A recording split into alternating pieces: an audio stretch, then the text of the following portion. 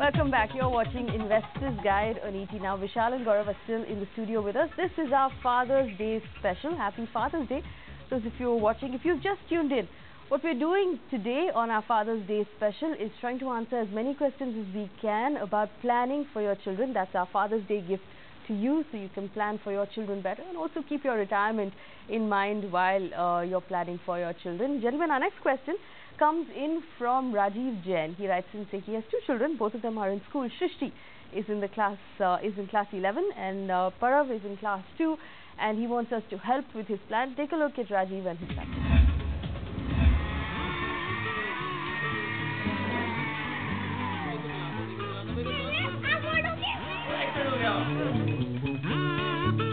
Rajeev Jain's son has a flair for gaming, and Rajeev hopes it will one day lead him to pick a career in technology. But his daughter Shrishti has her plans already chalked out. She wants to be an architect, and she's already picked out the college she wants to go to next year when she finishes high school. I would like to plan my investment in such a way that they don't end up looking for a loan for the education. I would like to ask you for the investment plan for a time horizon of 3 to 5 years, so that I get a good amount of money when it's required for the admission. Alright, so that's Rajiv's family. From what he sent us, gentlemen, he currently has 4 lakh rupees in a family floater plan. He has 50 lakh rupee cover for himself, and he's been investing in child plans, in ULIP child plans, 1 lakh a year for each child, and he's been investing for 6 years. And he tells us he's invested 6 lakh rupees so far for each child. Now, I'm going to come to this later. I first want to talk about health insurance, because that's the way we should look at all investments. Health insurance of 4 lakh rupees in a family floater plan. Gaurav, is that enough? No. So, while floater is good to start with if you can't afford complete independent cover, but once you can, and in his case he can, you should have independent cover. So independent cover so it could be a family policy where all are covered, but it's an independent cover for each one of them. Again, he's from Delhi, so the cost of health treatments in Delhi, Mumbai, Bangalore are fairly steep. So to begin with, 5 lakhs each for husband, wife, and at least 3 lakhs for kids. But even daughter is almost in 11th standard, so I would be happy if they do 5 lakhs for each one of them, and at some more of time jack it up to 10 lakhs. Okay, jack it up to 10 lakhs. Vishal, he has a life cover of 50 lakh rupees. Is that enough? Again, going by the same rule of thumb, if he's saving 50,000 rupees or so in through SIPs, then I think his income is obviously much higher. Therefore, by definition, the term cover is something he should look at increasing. I would say a multiplier of at least 2 to 3 times.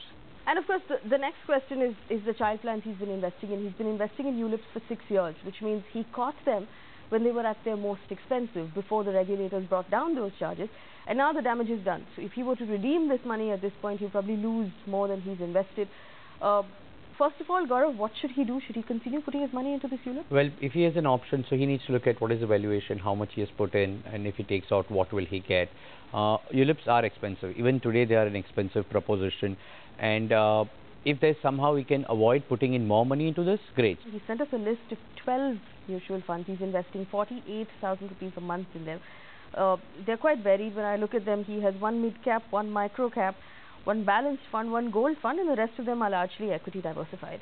So first, for the daughter, for 1 year, obviously equity can't pay out in 1 year. It's too short time. So how would you suggest he tackles that target? I think for Rajiv, it's very unlikely that he doesn't have existing savings or other assets that he's already built up.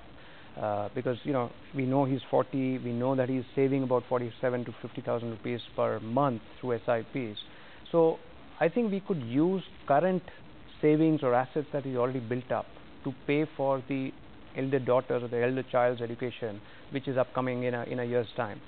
The SIP portfolio is really not meant for a 1 year time horizon. Okay, and Gaurav, for his son, that's a 16-year horizon. He has to also consider inflation into all of that. So, would you recommend that all of that money goes into equity again?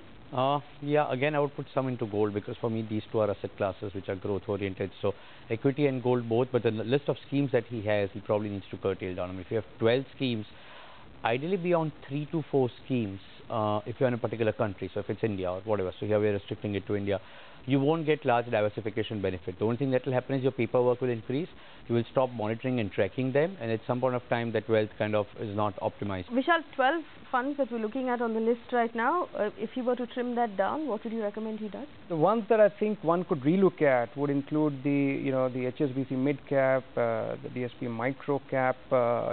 Some of these have lagged behind a bit, but he does need mid cap in his portfolio. He's got a long-term portfolio that he's trying to build.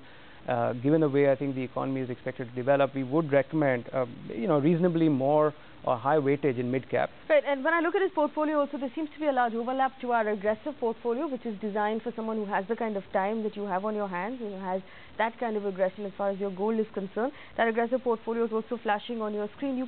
What you should do is just compare the portfolio that you have in hand right now to our aggressive portfolio. Take a look at the funds that are not performing the way you'd like them to perform, and then decide which of these you want to hang on to. Like Gaurav said, 4 funds, 5 funds maximum you should be looking at.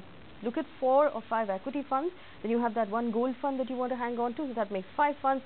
Good luck with your investments, and a happy Father's Day to you. Right back to us if you need anything else. We're going to slip into a quick break, gentlemen. On the other side, we're going to talk about something that's close to all fathers' hearts, planning for your daughter and for her wedding. That's coming up on the other side of this break. Don't go anywhere.